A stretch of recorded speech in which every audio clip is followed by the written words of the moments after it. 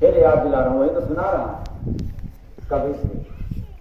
क्या जो यहाँ खुद को मिटा दे सतगुरु के आस में, जो यहाँ खुद को मिटा दे सतगुरु के आस में। जिसको याद आने लग गया सतगुरु की,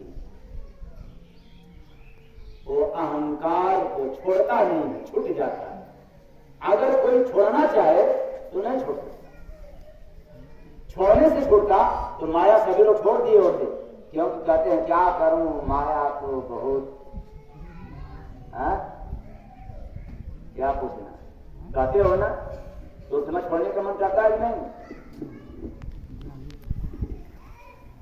लेकिन छोड़ने से भी छूटता नहीं है। कारण क्या?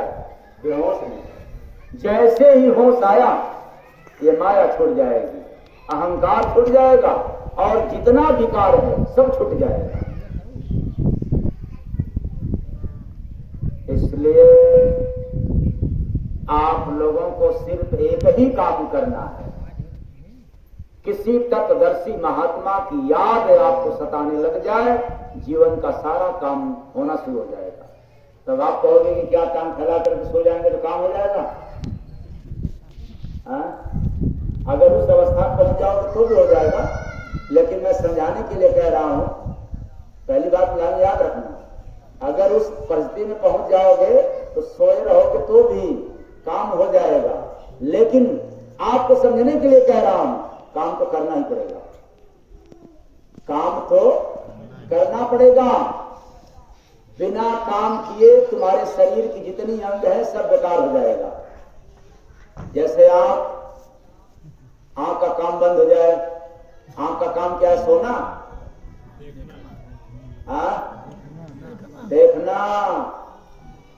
अब आंख मूंद लो, हम किसी को देखेंगे ही नहीं, फिर आंख खुलेगा ही नहीं कभी।